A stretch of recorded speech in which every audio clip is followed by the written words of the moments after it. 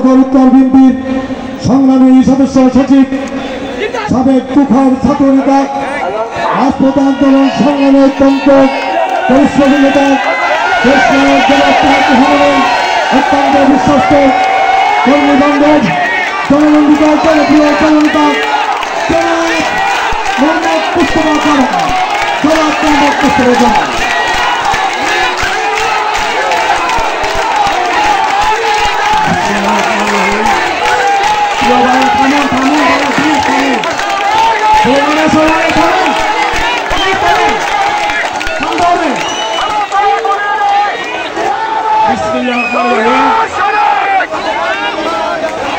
জুলাই 24 শহীদদের স্মরণে আজকে এই সমাবেশে উপস্থিত আছেন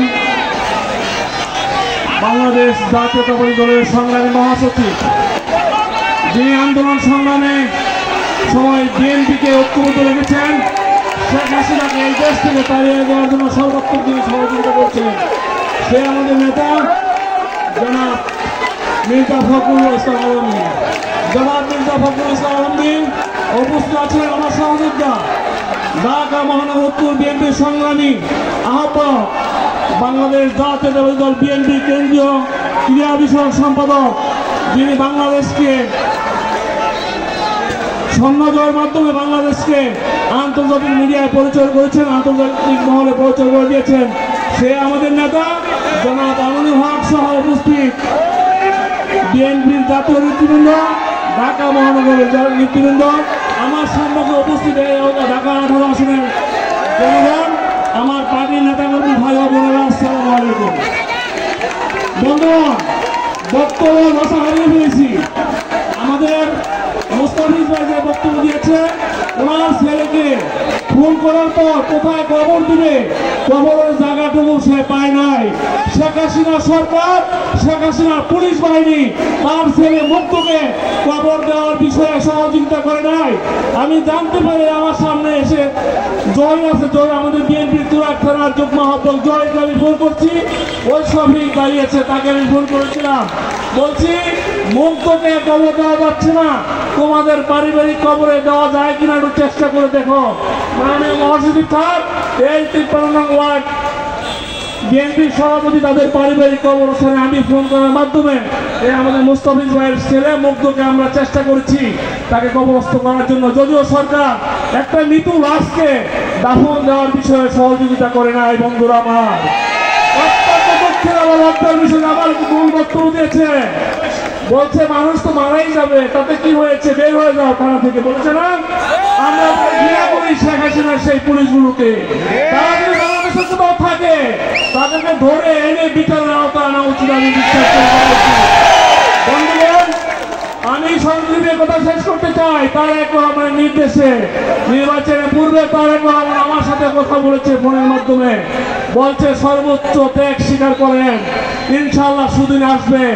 তারেক রহমানের কথা আমি উজ্জীবিত হয়ে আমি সর্বাত্মক চেষ্টা করেছি। আমার আহ্বায়ক আমিনুল হক সাহেব, উনি জেলে ছিল, বিবি অত্যাচারে, উনি নির্যাতনে অতিষ্ঠ হয়ে উনি কিন্তু অনেক কষ্ট করেছে, বিবি আমাদের ছিল, সার্বক্ষণিক আমার সাথে যোগাযোগ করেছে।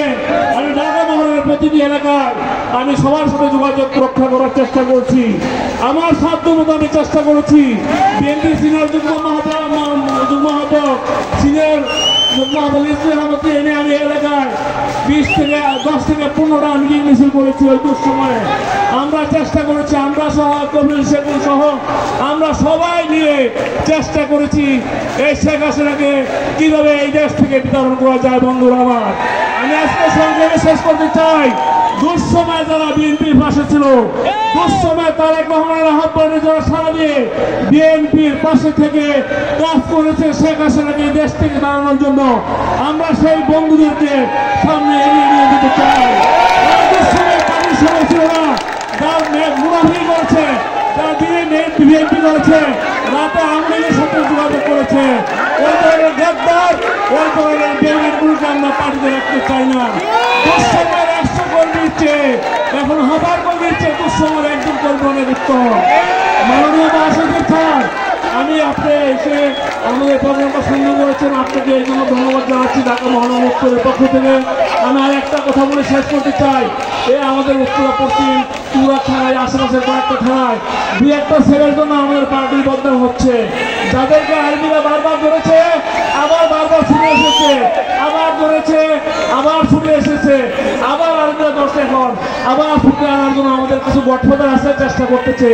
আপনারা বদনাম হয়, বদনাম হয়, বদনাম হয়, যা করবে সে আমার ভাই হোক, সে আমার পার্টির নেতা হোক, সে আমার যাই হোক, তাকে আমরা সাথ দিব ইনশাআল্লাহ। আজকে এই সুন্দর প্রোগ্রামটাকে আপনারা সবাই এসে, বৃষ্টি প্রচন্ড বৃষ্টি ছিল, আমি একটু পরে আসছেন, প্রচন্ড বৃষ্টির মধ্যে আপনারা এই মুষলধারে বৃষ্টির মধ্যে এই দীর্ঘক্ষণ অবস্থান করতেছেন। আমাদের ঢাকা মহানগর সকল যুগ্ম হাফেজদের ধন্যবাদ জানাচ্ছি। আমরা সবাই মিলে একটা সুন্দর প্রোগ্রাম করতে পেরেছি। আমি বলতে চাই, আপনারা যারা দীর্ঘক্ষণ এই মুষলধারা বৃষ্টির মধ্যে থেকেও এখন পর্যন্ত আছেন, আপনারা হচ্ছেন অ্যাকচুয়াল বিএনপি, আপনারা সত্যিকারের বিএনপি, আপনারা খানি সুখানি মাননীয় নেতা আপনাকে আবারও ঢাকা মহানগর উত্তরের পক্ষ থেকে বিশেষ ধন্যবাদ জানিয়ে আমার বক্তব্য শেষ করছি। খোদা হাফেজ, বাংলাদেশ জিন্দাবাদ, জিন্দাবাদ, আমাদের তারেক রহমান জিন্দাবাদ। ওই দেশে এসে বিএনপি হাল ধরবে, এই আশাবাদ ব্যক্ত করে আমি আমার বক্তব্য শেষ করছি। খোদা হাফেজ, আসসালামু আলাইকুম।